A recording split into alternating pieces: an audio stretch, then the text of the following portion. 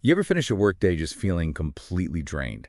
Like you were busy all day answering messages, juggling tasks, jumping on calls, Mm, but then you look back and think, wait, did I actually make anything? mm. Or solve a really hard problem? Yeah, that feeling is so common.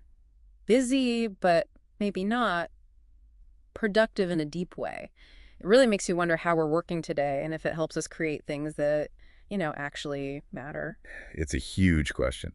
And that's what we're digging into, using insights from this fantastic book about focus in a, well, let's face it, very distracting world. Right. Like the Yeah. idea is to figure out the difference between just being busy and doing work that really adds value. And the book helps by giving us clear definitions. First up is what it calls deep work. Okay. This is when you're working professionally, completely focused, no distractions. It's the kind of work that really stretches your brain, pushes your limits. And creates real value, right? Stuff that's Yeah. hard for someone else to just replicate quickly. Exactly. But the book gives a great example. Carl Jung, the psychiatrist, he actually built himself a stone tower, like a retreat, just so he could get away and think deeply without interruption. Wow, a whole tower. That's commitment to focus. It shows how vital he thought that uninterrupted thinking was. And then there's a more modern one, Jason Ben. He was struggling to learn coding, like really complex stuff. Yeah. So he basically locked himself away for months. No computer initially, just textbooks, note cards, super intense focus. And it worked. Big time.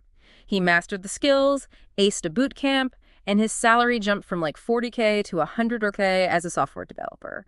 That's the power of deep immersion. Okay, so that's deep work. What's the flip side? That's shallow work. Think of tasks that don't demand intense concentration. Logistical stuff, admin. Like managing your inbox, scheduling, quick status updates? Precisely. Things you can often do while distracted, maybe multitasking. They keep things moving, sure, but they don't typically create significant new value on their own. And the amount of time spent on this shallow work can be kind of shocking.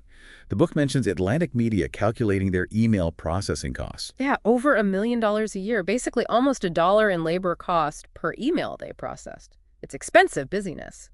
So if deep work is so valuable, I mean, look at Jason Ben's story. Why does it feel like our workplaces almost conspire against it? That's a core idea in the book. Trends like open plan offices, like Facebook's giant space or the constant barrage of email and instant messaging, they make sustained focus really hard. They're designed for interruption almost. Kind of, yeah. And we often go along with it because of what the author calls the principle of least resistance. It just feels easier in the moment to quickly reply to seem available. Even if it fragments your attention and kills deeper productivity. Exactly. Think about journalists feeling pressured to be constantly visible on social media. That pulls them away from the deep, focused work needed for, say, investigative pieces. So because it's harder to do, deep work becomes rarer. And in our economy, rare skills are valuable skills. Absolutely. The ability to learn hard things fast, to produce work that stands out because it required intense focus, that's becoming a key differentiator. Jason Ben, again, is the proof. But it's not just the external environment messing with our focus, is it? There's a cognitive cost, too. Right. And that's where Sophie Leroy's research on attention residue comes in. It's fascinating. Attention residue, what's that?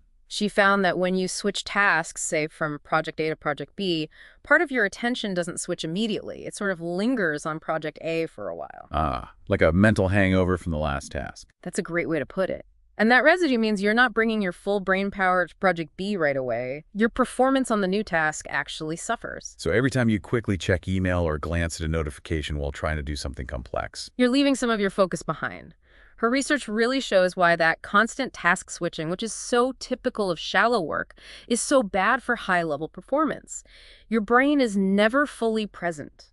Okay, so let's tie this together. We've got modern work culture often pushing us toward shallow tasks and constant communication, Which, as Leroy showed, fragments our attention. making it incredibly difficult to access that state of deep work, which is precisely the kind of work that's becoming more and more valuable. It's a bit of a tough cycle. We end up busy, feeling drained, like you said at the start, but perhaps not achieving what we're truly capable of. It really forces you to reconsider how your own workday is structured. We've talked about deep versus shallow work, why focus is so valuable economically, and this hidden mental cost of switching tasks, that attention residue. So the real question to ponder is, knowing these costs of distraction and the value of focus, how could intentionally building more focused time change the actual value you create? That's definitely something to think about. Because the good news is the ability to concentrate, to work deeply, it isn't fixed. It's a skill. Yeah. And like any skill, you can train it.